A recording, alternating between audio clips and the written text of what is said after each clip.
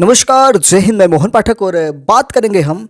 Supreme court 2015 में कह चुका था कि एनजेएसी असंवैधानिक है और इसलिए एनजेएसी या इस तरह के किसी भी कानून का जुडिशियल स्क्रूटनी में टिकना मुश्किल हो जाएगा। फिर भी चर्चा क्यों हो रही है कि भारत सरकार एनजेएसी कानून को फिर से लाएगी। मामला उजागर कैसे हुआ या इस मामले को फिर से तूल क्यों दिया गया, इसका मतलब ये है कि जब आपने देखा होगा कि जज के घर कैश मिला था, उनके घर में आग लगी थी और फिर उनके घर वालों ने पानी वाले को बुलाया, यानी कि जो दमकल होता है उसको बुलाया, फायर ब्रिगेड को, और फिर जब पानी बुझाने वो गए तो वहाँ उन्हें नोट जले हुए बोरियों में दिखाई दिए। ऐसे आरोप लगाए गए जिस पर हमने एक लेक्चर डिटेल में लिया था, तो उसे जाकर आप सुन सकते हैं। दिल्ली हाईकोर्ट के जस्टिस यशवंत वर्मा के घर पर जली हुई नोटों की गड्डी मिली थी और इसके सामने आने के बाद राज्यसभा में राजेश चौधरी के सभापति जगदीप धनखड़ ने परोक्ष रूप से नेशनल जुडिशियल अपॉइंटमेंट कमीशन का जिक्र कर दिया, यानी कि एनजेएसी का जिक्र किया, जिसे शीर्ष अदालत 2015 में असंवैधानिक करार दे चुकी है।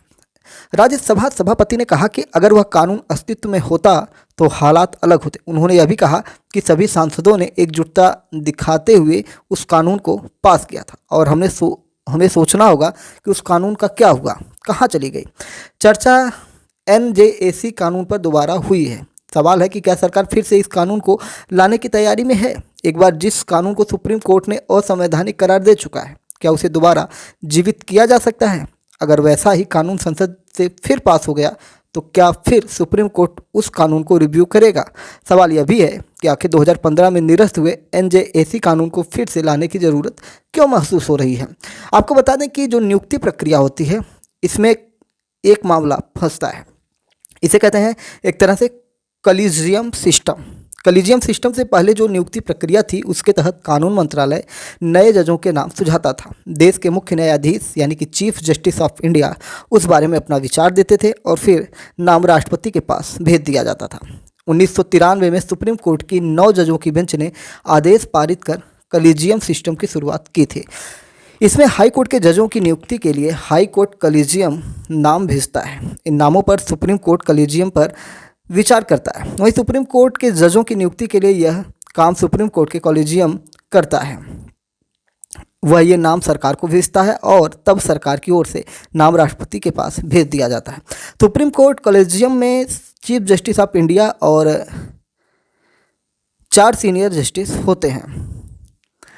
नियुक्ति के लिए एक आयोग भी होता है। 2014 में जब भारतीय जनता पार्टी की सरकार बनी और नरेंद्र मोदी प्रधानमंत्री बनते हैं, तब national judicial appointment commission act लाया गया, जिसे हम एनजेएसी ही कहते हैं। इसके तहत 6 लोगों का एक कमीशन बनाया गया जो जजों के नाम का चयन करता और फिर राष्ट्रपति की मंजूरी से उन्हें जज बनाया जाता।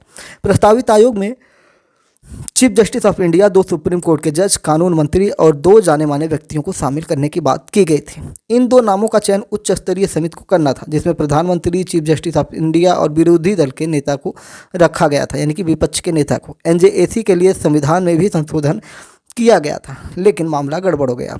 16 अक्टूबर 2015 को सुप्रीम कोर्ट की 5 जजों की संवैधानिक बेंच ने संविधान संशोधन कानून और एनजेएसी एक्ट को असंवैधानिक करार कर दिया था। अदालत ने कहा था कि जजों की नियुक्ति का अधिकार जुडिशरी का है और यह बेसिक स्ट्रक्चर का पार्ट है। सुप्रीम कोर्ट ने कहा था कि एनजेएसी के कारण जुडिशरी की स्वतंत्रता प्रभावित होती है। अदालत का कहना था कि जजों की नियुक्ति के लिए बने आयोग में गैर जज सदस्यों की भूमिका चीफ जस्टिस ऑफ इंडिया और 2 सीनियर मोस्ट जजों के बराबर रखी गई है, यानी कि कहाँ चीफ जस्टिस ऑफ इंडिया हैं, कहाँ जो 2 मोस्ट जज हैं, उनके बराबर आप किसी भी व्यक्ति को लाकर खड़ा कर देंगे। ये कहाँ का मतलब समानता होगी। मूलभूत ढांचे के सिद्धांत पर भी सवाल उठता है। ऐसे में सवाल यह उठता है कि जब न्यायपालिका की स्वतंत्रता संविधान के मूल ढांचे का हिस्सा है, तो क्या मूल ढांचे में बदलाव के लिए संविधान संशोधन हो सकता है? क्योंकि मूल ढांचे को नहीं बदला जा सकता है जब न्यायपालिका की स्वतंत्रता संविधान के मूल ढांचे का हिस्सा है। अगर ये सिस्टम बन रहा है तो संविधान में दखल दिया जा रहा है ना भाई, सुप्रीम कोर्ट में दखल दिया जा रहा है, ऐसी बात। सुप्रीम कोर्ट कहता है। सुप्रीम कोर्ट के सीनियर एडवोकेट ML लाहोटी ने इस पर अपने विचार जो मीडिया रिपोर्ट्स में बताए, उसमें उन्होंने कहा कि अगर 52 साल पहले के ऐतिहासिक केशवानंद भारती के जजमेंट को याद करें तो ऐसा कोई संशोधन नहीं किया जा सकता। केशवानंद भारती बनाम केरल सरकार 1973 केस में सुप्रीम कोर्ट की 13 जजों की बेंच ने मूल संरचना का सिद्धांत दिया था। तब से संसद द्वारा बनाए गए किसी भी कानून को चुनौती दी जाती है तो सुप्रीम कोर्ट मूलभूत संरचना सिद्धांत की कसौटी पर उसे रखता है।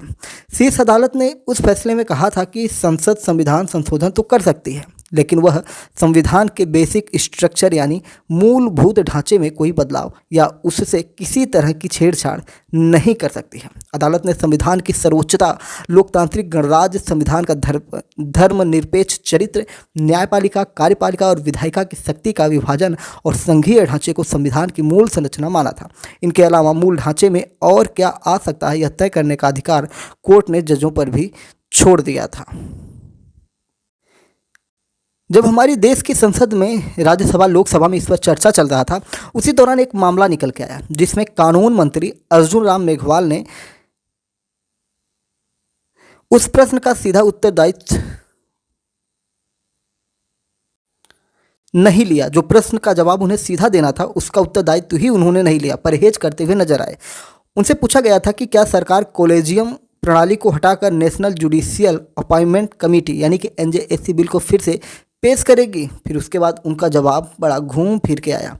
बीजू जनता दल BJD के सांसद सस्मित पात्र ने राज्यसभा में यह प्रश्न उठाया कि क्या सरकार पर नया विधेयक लाने पर विचार कर रही है NJAC पर। इसके जवाब में मेघवाल ने वर्ष 2014 के NJAC कानून और संविधान, जिसमें 99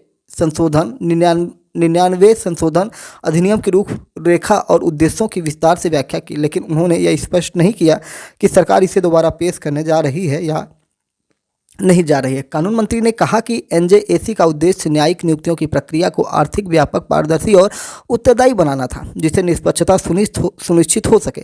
उन्होंने बताया कि 16 अक्टूबर 2015 को सुप्रीम कोर्ट ने इस कानून को असंवैधानिक घोषित कर दिया था, जिसके बाद कॉलेजियम प्रणाली को पुनः लागू कर दिया गया था। और सारी घटनाक्रम तो हमने आपको बता दिया कि हाल ही के दिनों में न्यायिक नियुक्तियों की प्रक्रिया को लेकर बहस लगातार चल रही है और विशेष रूप से दिल्ली हाईकोर्ट के जो न्यायाधीश थे उनके सरकारी आवास में जो आधे जले हुए करेंसी मिले थे, उस घटना के बाद से मामला और भी ज़्यादा तूल पकड़ चुका है कि भैया ऐसा कुछ होना चाहिए जिससे ये पता चल सके और ऐसे लोगों पर भी कार्रवाई हो सकती है। बहुत कुछ होता है, इन लोगों का ट्रांसफ़र हो जाता है, जैसे दिल्ली हाईकोर्ट के न्यायाधीश वहाँ से उठा के इलाहाबाद हाईकोर्ट में भेज दिए गए हैं और इनके प्रभाव की वजह से इन पर कोई बड़ा कार्रवाई नहीं हो पा रहा है।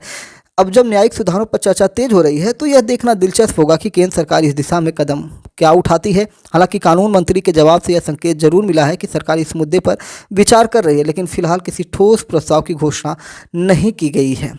चलिए फिर मिलते हैं किसी बड़े अपडेट के साथ। चैनल पर नए हैं तो MPS हिंदी को सब्सक्राइब करके daily current affairs, news analysis के लिए हमारे साथ जुड़ सकते हैं। अपने विचार कमेंट बॉक्स में दे सकते हैं और अपने दोस्तों में वीडियो को शेयर कर सकते हैं। सब्सक्राइब करना बिल्कुल भी ना भूलें, जिससे कि आपको लेटेस्ट अपडेट प्राप्त होते रहे कि देश दुनिया में क्या चल रहा है।